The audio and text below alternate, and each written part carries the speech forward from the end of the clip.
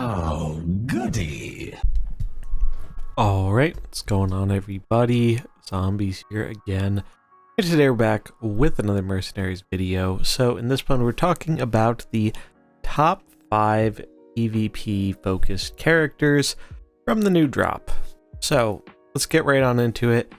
There's actually a pretty nice even distribution relatively, especially given how many mercs we got, and honestly I think most of them are going to end up being PvP playable. I think this is actually going to be the biggest drop in terms of the largest percentage of characters out of all the characters that dropped that I'll actually be seeing play in PvP. But it's been about a week or so now. Just recently finished maxing the last of them out and have played a decent bit of PvP with a good amount of them and gotten kind of a feel, at least some initial impressions here, and I think there are definitely some ones that stand out, and these are ones that I would recommend you focus on first if you're looking to get into some PvP. So starting off, Nemsy. Nemsy is a really sweet character. The fact that we have this battle cry, that not only do we have a summon that can help protect us with some damage reduction and taunt, but on top of that you can abuse bouncing the mercenaries to get another one, and you can resummon it very easily. This is just a really great thing, especially against characters like Valeera, who always attack the lowest attack or lowest HP character. The fact that they're always going to be kind of ramming into the boggy is just a really great way to protect your stuff. And then on top of it, you can get that nice protection from bog moss, and if you start pairing it up with things like Lorewalker Cho, it becomes really hard to kill your mercenaries, and things can kind of scale out of control. So Nemsy is by far one of my favorite characters in the drop, and she already is seeming to have a pretty significant impact on the PvP meta, and she's a rare, so she's easy to get a hold of. So definitely recommend trying to get her leveled up and trying some stuff out with her. I've actually featured her in 2 different builds so far, so definitely check those out if you want to get a feel for how she does in PvP. Then our next caster here, we have Khadgar. Khadgar is super duper cool, and he is one of these characters that I think he's going to end up being kind of like Yu'lon, where though he can excel in a few specific comps, he's also just like generically good for a lot of reasons. One of the big ones here being his Hearthfire ability. This is just incredibly strong, giving your characters plus 12 health, and it also gives an additional plus 5 attack once it gets upgraded, which you can do at the start of the game. On top of it, because of the Nemsy comps being a little bit more popular now, and them involving getting some very large boggies, the fact that you can upgrade Blizzard so it's actually rooting every turn you're using it is really good. And once you get Khadgar evolved here, that's his other very strong ability. Once you have all 3 of these upgrades, he evolves and gets some other abilities. You can basically just root every single turn if you want, as well as doing AoE damage. And that's really insane against comps like the token comp that really care about trying to smash in with some big, slower units. So really good for that, and I love the fact that he has 3 different spell schools to take advantage of: Arcane, Frost, and Fire. So there's a lot of build variety you can do with him. I recently put up a video with him in Frost, and I really like that one, and you don't even need a lot of new mercenaries for that. Khadgar is the only one for that Frost build. So if you're looking for something to try where you don't need a ton of the new mercs right away, all you need, Khadgar, and you should be set with that one, because a lot of the other characters are older ones like the traditional Frost comp, Cookie, Bane, and so on. But I really love this character. It's sick that we are seeing a more interesting and dynamic version of Transform. His Transform is actually fairly easy to accomplish, given that 2 of his equipment here just let you upgrade one of these at the start of the game. So you only need to use 2 of them to get the transformation. You get some additional spell power, and his moves just become quite a bit better. So really, really like the design of this character. I think he's a lot of fun, very strong, and I think we're going to see him in a variety of different comps. Then another mage here, another human, Medivh. So Medivh is really interesting because I don't think any of his main skills are necessarily that crazy. They're pretty good. They're not bad by any means, but I don't think they're the main reason he is earning kind of his top 5 spot here. I think the bigger thing for Medivh, even though his skills are decent and fine, and I think I actually underestimated Mage Guard initially, this ability is quite good, especially if your opponent's attacking a bunch. Getting that +3 arcane damage can actually add up quite a bit, as well as getting some additional health, so kind of like that. But the big thing are his equipments, and more specifically, Unstable Runes. I think this is the equipment that is going to have a very large impact on the metagame, mainly because it totally screws with very fast strategies like Trigor, like Valeera, like even the old gods comp.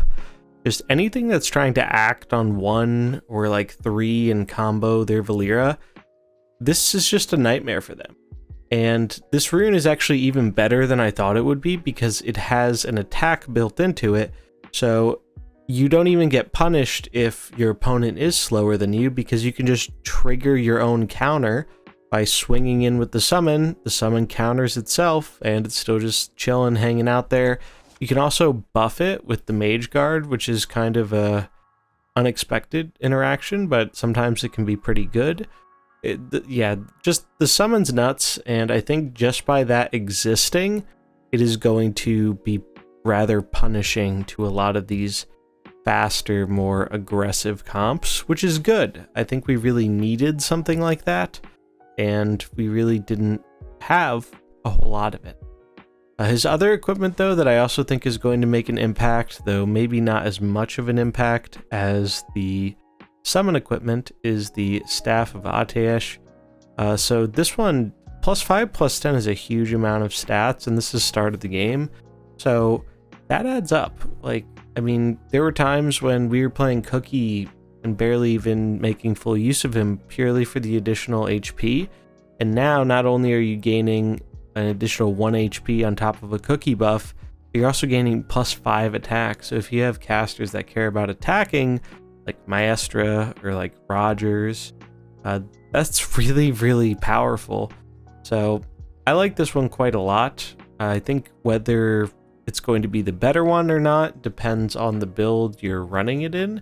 You probably want a more caster-centric build, and not a lot of casters do make use of the extra attack, so it's really not too different than a Cookie buff sometimes, but in the right comp it can be, and that makes it very strong, potentially. But I do think the Unstable Runes is the stronger equipment. But yeah, rest of his skills are pretty cool. He definitely incentivized some arcane synergy, as being able to guarantee a crit on things that wouldn't otherwise get crit by the next arcane spell that turn. Pretty good. And also his Raven Familiar is actually pretty decent as well, because it's hard to deal with AoE, and it can deal a pretty surprising amount of damage. I believe it does deal arcane with its range attack, so you can actually use the Arcane Rift to set up for the Raven damage, and then the Raven damage actually gets even bigger if you've already done an arcane spell this turn. So really like Medivh, definitely think he's going to be seeing a lot of play. Then Prince Malchezaar.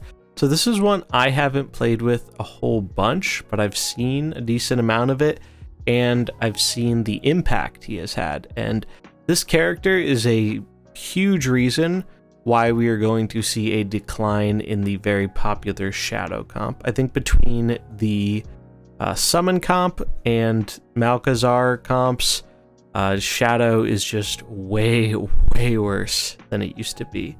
And a big reason for that is this equipment right here, Parrying Blade. So permanently reduce enemy protectors and casters attack by 10. 10 is a lot of attack, and this basically neuters Y'Shaarj.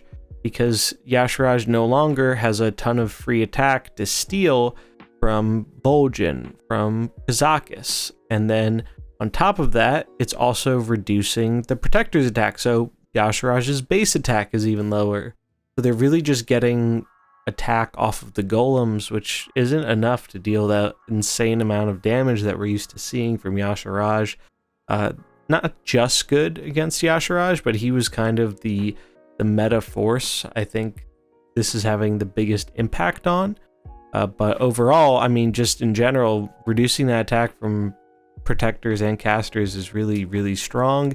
And you can bounce this too. Like, we'll get to our last character in a minute here, Bwonsamdi, but battle cries are a lot better right now because there are actually ways to repeat your battle cries a bit more consistently. Before, we didn't really have much options outside of, let's say, Eudora or Brightwing or sometimes Maestra to kind of enable triggering a battle cry for a second time. But now that it's a bit more possible, battle cry value has definitely gone up.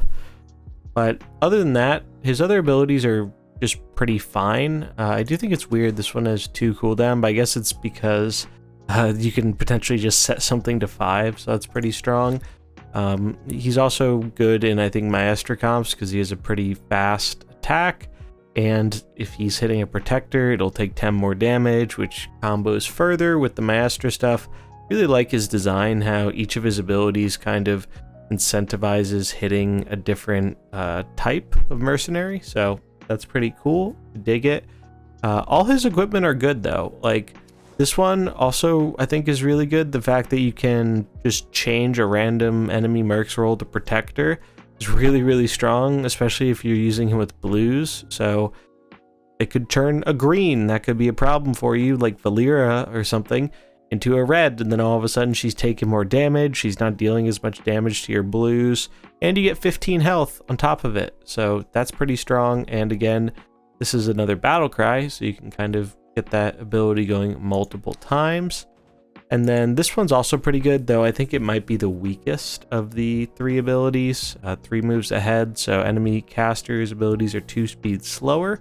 I think this is in part designed around helping to counter Vol'jin stuff, but given a lot of the Vol'jin stuff was Shadow, and Parrying Blade counters Shadow probably better, I think we're going to be seeing the most of this equipment.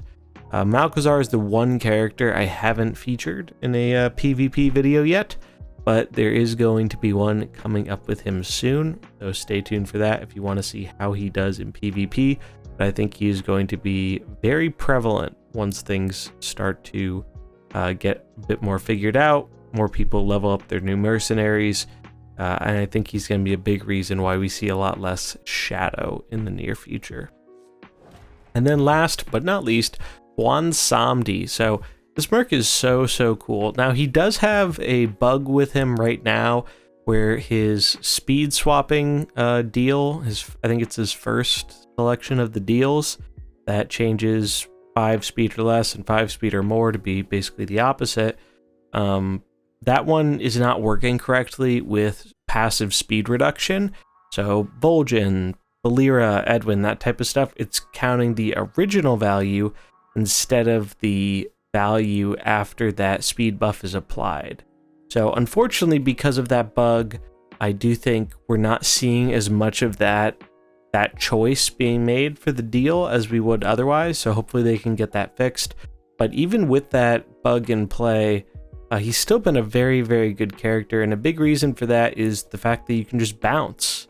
Bouncing all the mercenaries on the field is really opening up some very, very interesting strategies, because before in mercenaries, you know, sometimes you'd have your starter group and then a bench to fall back on, but a lot of these benches were synergistic, but if you didn't let the opponent get multiple of their units in at the same time, they weren't really as good on their own. So Bwonsamdi helps with that because he can say, hey, I'm just going to bounce everything, and then you can choose to send out whatever mercenaries you want. And that's really, really strong because you could do, let's say, an Elise buff on turn 1 and then just bounce everything and then get your big buff bench out on turn 2. and that also makes him immune for the turn, essentially not taking any damage, so you can't really stop him from doing this. The other really cool interaction with this is Nemsy and other battle cries like Malchezaar and even Medivh to a lesser extent, where you can just get the battle cry again for free, and he has a battle cry of his own with one of his equipment here, so refresh 2 to his abilities, so you get Binding Contract off cooldown right away, and then as you'll see here, the deals go up in cooldown every time the more you use them, so the fact that you can bounce him and then get him back down and do a deal right away again is a very, very powerful effect. On top of that, he just has a lot of damage here with Soul Subjugation as well. Obviously slower ability here, but a lot of times Bwonsamdi isn't being focused, so this is hitting for 23, 25, even 28. And when you're critting with that, that's over 50 damage. So that's like a very, very powerful ability. And I really like this one just kind of as like a pseudo cookie snipe, where you can just quickly snipe something down and you can really punish an opponent if they're going to try and kill Bwonsamdi that turn. There are also some very neat interactions right now with a new client.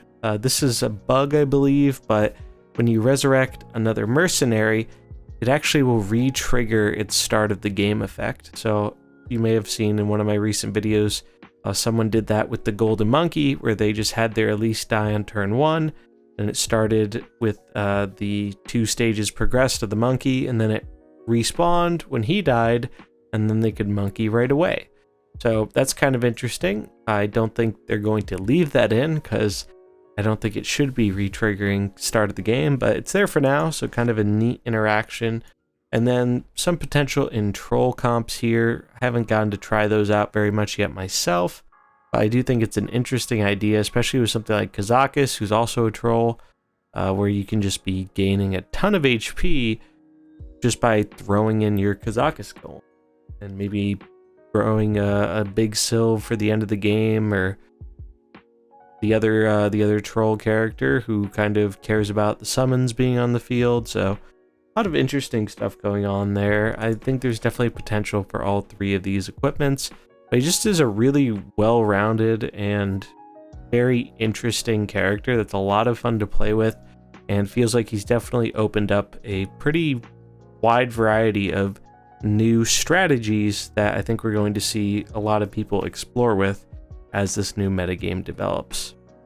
So yeah, those are my top 5 PvP characters. If you like this, definitely let me know in the comments below. Let me know which ones you have been enjoying. Have you been trying out any of these? Have there been other characters from the drop you've been really liking? I would love to hear all about that. And if you enjoy this, I might do this for PvE as well. Take a look at which of these characters from the drop are best for PvE. I think there's some overlap there with some of the ones in this list, but I think there also are ones that are better for PvE, even though a lot of the new characters do feel more designed for PvP, in my opinion. But yeah, that is going to wrap it up for this video. If you enjoyed it, do remember to like and subscribe, and I'll catch you in the next one. Peace.